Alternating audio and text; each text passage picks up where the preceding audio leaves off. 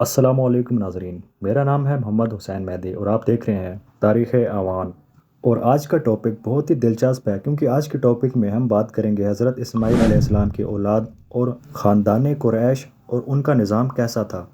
جیسے کہ آپ لوگوں کو پچھلی ویڈیو میں بتایا تھا کہ حضرت ابراہیم علیہ السلام اور حضرت اسماعیل علیہ السلام خانہ کعبہ کے قریب ہی رہائش پذیر ہوئے اور وہاں پر لوگوں کی آبادی نہیں تھی، لیکن حضرت ابراہیم علیہ السلام کی دعا قبول ہوئی اور لوگ رفتہ رفتہ یہاں آ کر آباد ہو گئے۔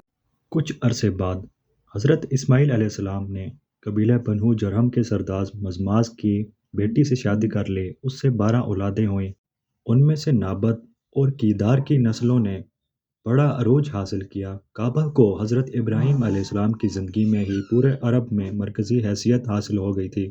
حضرت اسماعیل علیہ السلام کے بعد کعبہ کی تولیت کا منصب ان کے لڑکے نابت کے حصے میں آیا۔ بعد میں یہ بنو جرہم طویل عرصے تک کعبہ کے متولی رہے، لیکن ان کی بے اعتدالیوں اور بدعنوانیوں سے حجاج بہت تنگ تھے، چنانچہ آل اسماعیل نے انہیں مکہ سے نکال کر کعبہ کی تولیت واپس لے لی۔ آل اسماعیل میں ایک شخص پیدا ہوا جس کا نام عدنان رکھا گیا۔ یہ بڑی نامور شخصیت ثابت ہوئی۔ حضرت محمد صلی اللہ علیہ وآلہ وسلم اور صحابہ کرام کا سلسلہ نسب عدنان سے منسلک ہے۔ عدنان ہی کے زمانے میں بخت نصر نے عرب پر حملہ کیا اور عربوں کو سخت نقصان پہنچایا۔ اس دور میں ابتلا کے بعد عدنان کی نسل بہت پھلی پھولی۔ حجاز، نجد، عراق اور شام تک انہی کی حکومتیں تھیں اور انہیں بڑی عظمت و شوکت حاصل تھی۔ اب ہم بات کریں گے خاندان قریش اور ان کا نظام۔ حضرت محمد صلی اللہ علیہ وآلہ وسلم کا خاندان اگرچہ معزز اور ممتاز تھا، لیکن جس شخص نے اس خاندان کو قریش کا لقب سے ممتاز کیا وہ نضر بن کنانہ تھے۔ بعض محققین کے نزدیک قریش کا لقب سب سے پہلے فہر کو ملا اور انہی کی اولاد قریش ہے۔ نضر کے بعد فہر اور فہر کے بعد قصہ بن کلاب نے نہایت عزت، وقار اور اقتدار حاصل کیا۔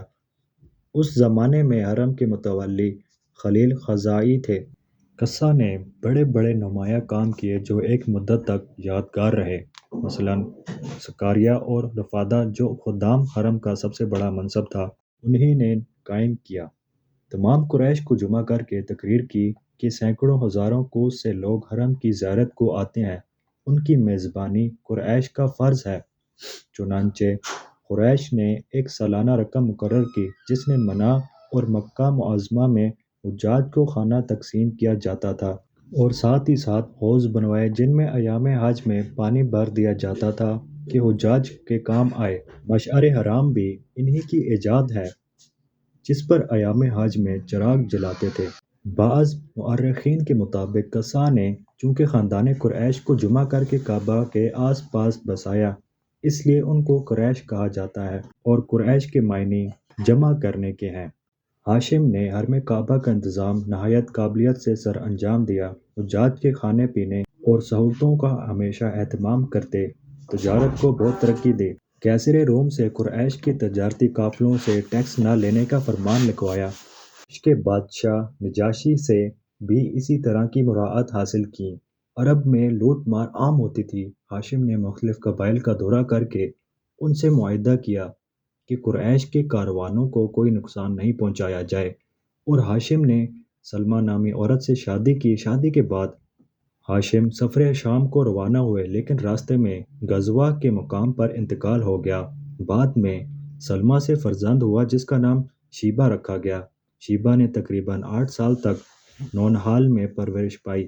ہاشم کے بھائی مطلب بھی مدینے گئے اور کچھ دن قیام کرنے کے بعد بھتیجے کو ساتھ مکہ لے آئے، جہاں آ کر ان کا نام عبد المطلب پڑ گیا۔ مجھے امید ہے کہ آپ لوگوں کو یہ ویڈیو بہت ہی پسند آئی ہے۔ اگر آپ کو ویڈیو پسند آئی ہے تو لائک کریں اور چینل کو سبسکرائب کریں۔ ملتے ہیں نئے ٹاپک کے ساتھ، تب تک کے لیے اللہ حافظ۔